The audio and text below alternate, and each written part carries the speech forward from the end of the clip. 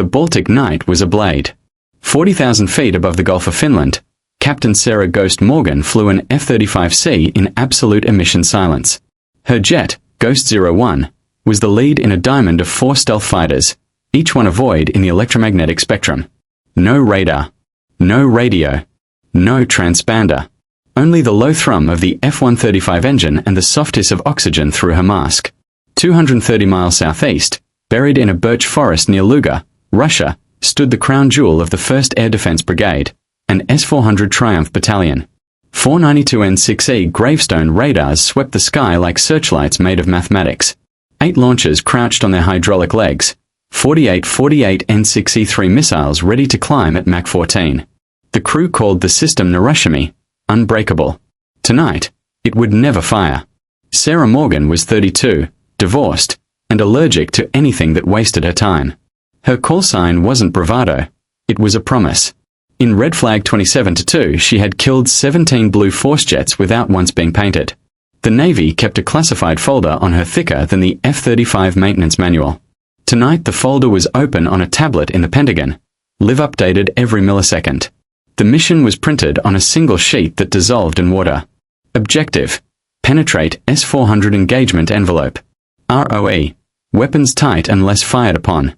End state: prove the kill chain at 0.999 probability. Ghost flight was bait, bullet, and witness in one package. The 4 F-35s flew a racetrack pattern at 42,000 feet, 0.9 Mach, 200 miles west of Tallinn. Estonia's airspace was NATO's, but the S-400's declared range kissed the border like a threat. The Russians knew it. NATO knew it. Everyone pretended otherwise. Inside Ghost 01, Morgan's cockpit was a cathedral of green light. The distributed aperture system, 12 infrared eyes, painted the world in heat. She watched the gravestone radars bloom on her DS sphere. 4 rotating lobes, 360-degree coverage, 400-kilometer reach. The S-400 was awake and hungry. Ghost 02, confirm track, she said, voice flat. Solid. 4 emitters, Luga grid. They're in acquisition mode. No lock. The F-35s were still 220 miles out, beyond the S-400's published kill range. But published range was for targets that wanted to be seen. Morgan's left hand rested on the throttle. Her right thumb hovered over the master arm switch. She didn't flip it. Not yet. The bait. At 3:31, a single E-3G Sentry orbiting over Sweden lit up its AN/APY-2 radar for exactly 6 seconds. A deliberate pulse, loud and sloppy, like a drunk shouting in a library. The S-400 snapped to it. Gravestone radars slewed west, acquisition beams stabbing toward the AWACS. Morgan smiled behind her oxygen mask. They took the cheese. The E-3G went dark again. The S-400 hesitated, its battle management system calculating, correlating, deciding the contact was a ghost. But hesitation was enough. Ghost flight turned east. The Ghost Protocol. The F-35 kill chain against an IADS is not a duel. It's an assassination. Step 1. Passive detection. The DAS saw the S-400's radar emissions as heat. Not the beam itself, physics doesn't allow that, but the waste energy bleeding from the transmitter galleries. 12 sensors triangulated the source to within 3 meters. The battalion's exact coordinates popped onto Morgan's HUD, 58.733 degrees north, 29.845 degrees east. Step 2. Fusion. 4 F-35s, 1 E-3G, 1 RQ-180 stealth drone loitering at 65,000 feet, and a KH-11 satellite in polar orbit fed data into the MADL mesh. The network built a 3D battlespace model in real time. The S-400's 92 N6E radars were painted red. The 96 L6E cheeseboard radar, low-altitude search, was orange. The command post was a pulsing white diamond. Probability of kill, 0.994. Step 3. Electronic suppression. Ghost 03 and Ghost 04 broke formation, descending to 30,000 feet. Their AN/APG-81 AESA arrays flipped to narrowbeam jamming mode. Not the old-fashioned noise barrage, child's play for modern receivers, but coherent cancellation. The F-35s transmitted inverse waveforms that arrived at the gravestone receivers 180 degrees out of phase.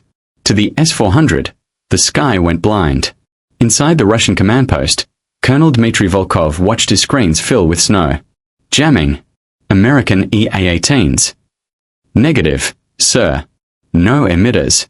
It's surgical. The knife. Morgan armed 2 AGM-88G AARGM-ERS in the internal bay. The missiles were stealthy, supersonic, and carried a dual-mode seeker, passive radar homing and millimeter wave active. They didn't need the F-35 to paint the target.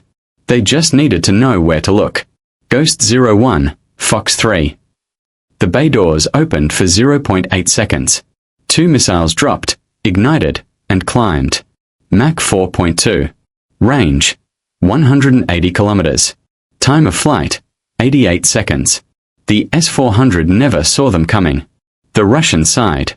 Colonel Volkov was 51, a veteran of Syria and Ukraine. He had trained on the S-400 for 8 years. He believed in it the way priests believe in relics. Now his pride was dying. The first alarm was subtle. The 96L6E lost low-altitude coverage. Then the gravestones stuttered. Then the data link to the Panzer S-1 escorts went dark. Launch detection. A lieutenant screamed. Too late. The AARGM-ERS used GPS EINS for midcourse, then switched to millimeter wave at 15 kilometers. The S-400's battle management system tried to assign interceptors. The 48 N6E3S rose from their tubes. 4, then 8, then 12. But the F-35s had already predicted the launch sequence.